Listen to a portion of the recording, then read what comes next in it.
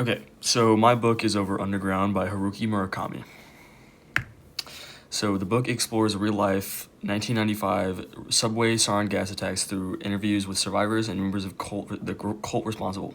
Instead of focusing only on the crime, Murakami focuses on the people whose lives were changed forever. So Murakami allows various and different people to tell the story who were affected, making it feel very personal and emotional. Some examples are survivors of the attack, subway workers and emergency responders, and even, which is very surprising, members of the cult.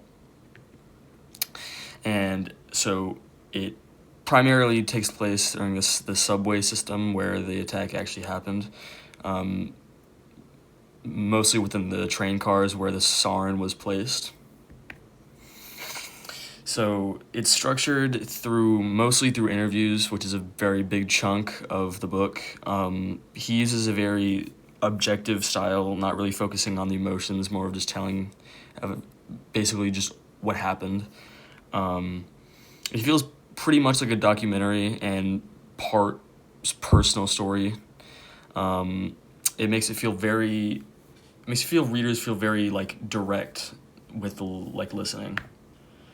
The ending isn't really like a typical ending. They did find out who did it, but it's more of just focusing on why the attacks happened and how people continued living afterwards.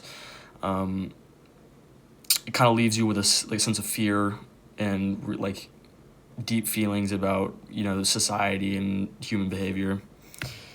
Some lessons and themes are, people, even if they aren't an intended target, they're still very deeply affected by violence.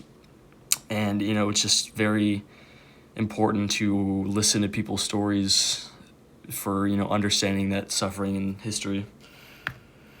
Some connections would be, In Cold Blood, which is a very big one because it's, coming directly from journalism with the info from it, and also United 93, which is a movie about the people actually during the attack or tragedy.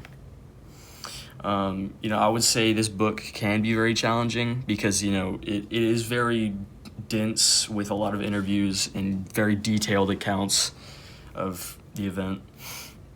You need to pay very close attention to what people are saying and perspectives because it is just their own words. He doesn't really skew what they're saying a lot with the interviewees. But yeah, so his writing techniques are very interesting because it's, like I said, it's not his words, it's directly from the survivors and attackers to tell it. And it just allows them to speak in their own voices and words.